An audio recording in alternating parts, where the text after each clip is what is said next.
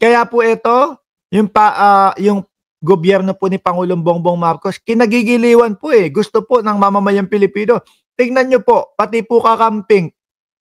Oh, na dati sila yung talagang unang-unang bumibira kay Pangulong Bongbong Marcos. Ngayon po, dahil nakita nila na maayos magpatakbo ng bansa, ay nakasuporta na yung iba sa kanila. Hindi natin nila lahat. Ano? Pero karamihan sa kanila, nakasuporta na po kay Pangulong Bongbong Marcos. Eh baka mamaya, mangyari makita nila, naku, kailangan pa natin si Bongbong Marcos ng isa pang termino. Sige, halika. Mag-request tayo, isigaw natin sa 2027 bago mag-eleksyon. Oh, pwede kong mangyari yan, mga bossing.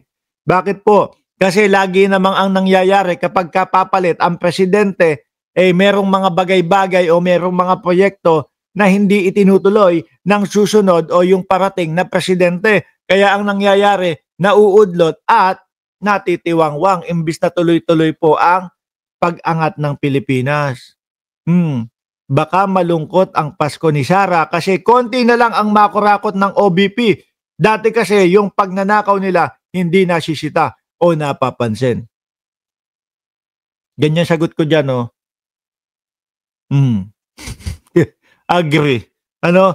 Walang question and answer. Pati lalo na doon sa mga confidential funds nila. Di ba, mga kababayan?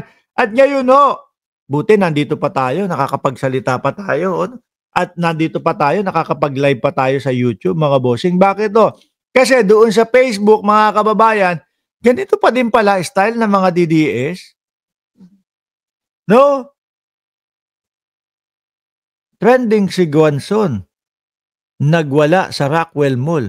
Nakakahiya, sabi ni Marjon Bueno. Hindi na ispatan ng mga spotter natin sa ano yan nung mga spotter natin doon sa saan ba yun? Mga kaklase ko, nagbabangayan daw. Dahil sa politika. Papahagilap natin yan sa mga spotter natin. Yan kay Guanzon. Mr. X, shoutout sa iyo.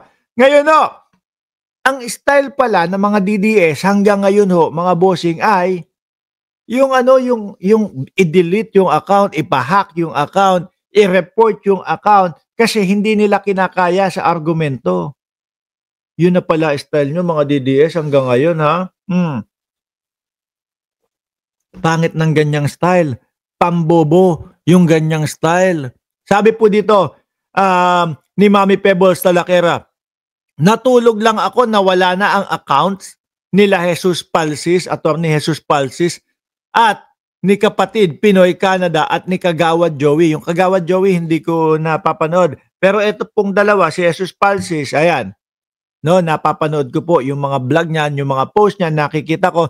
At itong si Pinoy Canada, mga kababayan, nakikita ko din. Tuwan-tuwa ako diyan kay Pinoy Canada kapag kayong talagang naghahamon siya ng mga debate. Hinahamon niya mga kababayan, yung mga DDS, lahat palag, no? Instant. Sige, panay, kung sino gusto makipagdebate. Ako kaya ayaw kong nakikipagdebate sa mga DDS. Ganun lang din po ang papapala Yung tipong pag walang maisagot mga kababayan, iibahin, tapos ang gagawin aasarin ka na lang, no? Babase na lang doon sa itsura mo. Ganun yung mga DDS Kaya ayoko, walang kwenta mga kadebate yan. Hindi pwede yung 1 + 1 = 2 sa kanila. Kung anong tanong mo, yun ang dapat sagutin. Hindi pwede sa kanila yon, no? Dahil wala po silang sagot sa karamihan ng mga itatanong natin, mga bossing. Ngayon, yung Pinoy Canada at si Jesus Palsis, chinek ko mga bossing, yung kanilang account. Tinignan ko kung totoo nga ba na inireport na naman o ipinadelete na naman ng mga DDS. Totoo nga Sabi ni Mami Pebbles, hoy, kilala ko kayo, no, yung mga nagpa-delete daw. Kayo din ang dahilan kung bakit nawala ang FB ko at hindi ko mapalitan ang settings ng FB ko. Ngayon, tinignan ko, sinipat ko yung dalawa kung totoo nga. Ito ang nakita natin. Attorney Jess Palsis, dati Jesus Palsis yan no? Facebook deleted my original account, no? Based on a bogus trademark infringement claim, somebody wants to shut me up.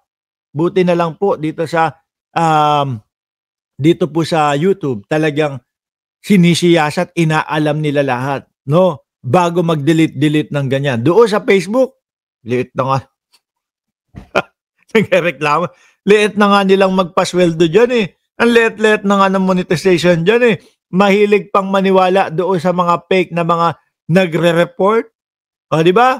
O, ayan, biktima, mga bossing, no? O, ito pa isa. Asan yung isa? Si Pinoy in Canada. Napansin ko, mataas na din ho ito. Yung Alfred Mark Guzman, mataas na ho yung followers niyan, mga kababayan. Ayan, balik sa umpisa. 1,300 followers. O, Pinoy taga-Canada new account ang tagapagpaiyak ng mga didilis. Kasi ho, hindi nila kinakaya eh. Di ba?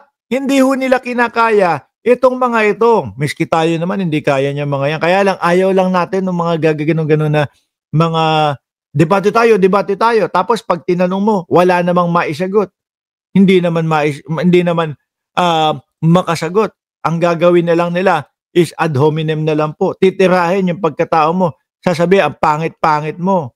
Samantalang, yung mga tsura nila, may isa pa silang vlogger. Ang kapal ng banil sa kilikili. Di ba? Oh. Ayan o, disuportahan nyo na po ulit. Oh. I-ano nyo na, i-follow nyo na ulit, mga kababayan. Kasi yan lang naman po ang kaya ng mga DDS. Di ba, Chi? Yan lang po at ganyan lang po ang kaya ng mga DDS, mga bossing. Yung tipo bang mahilig silang mga makipagbardagulan pero pagka hindi kinaya, wala na. Oh, report natin yan. Mas report natin yan. Doon po sa YouTube, sa Facebook kasi, madaling maniwala. Madaling maniwala. Dito po sa YouTube, hindi. Hindi o. Magaling magdebate si Pinoy in Canada. Boss Mark, oo, totoo. Napapanood ko ho eh. No, napapanood ko. Instant akyat. O sige, debate ka. O sige, umpisahan mo. Tapos kapag wala nang maisagot yung DDS, wala na. Mapipilitan ka na lang talagang alisin. O. Mapipilitan ka na lang pababain. Pangit yung ganun, mga boss, no? Mga DDS, ang pangit ng mga ganong galawan, hindi maganda. No, kailangan kapag kayo naghamon ng debate, umakyat kayo sa debate, kailangan may tibay kayo ng loob at alam nyo yung mga sasabihin ninyo. Paano nga ba naman ho malalaman nila yung kanilang mga isasagot? Ultimo po yung mga pinagtatanggol nila, kagaya ng Bishop, wala ho silang maisagot, mga bossing. Doon sa mga pa-impeachment sa kanila, wala ho silang maisagot, mga kababayan. Doon sa mga confidential funds. Ano ang ine-expect nyo na isasagot po nitong mga DDS? Di wala. Saan kukuha ng isasagot yung mga DDS? Syempre, wala ho. Kaya ang gagawin, ad hominem attack na lang po. Ang gagawin, punahin kung ano yung itsura mo. Pero, yung ganito bang itsura?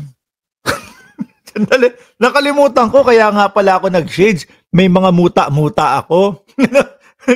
Nakalimutan ko, kaya nga ako nag-shades, nagtakip ng mata. May muta-muta ako. No?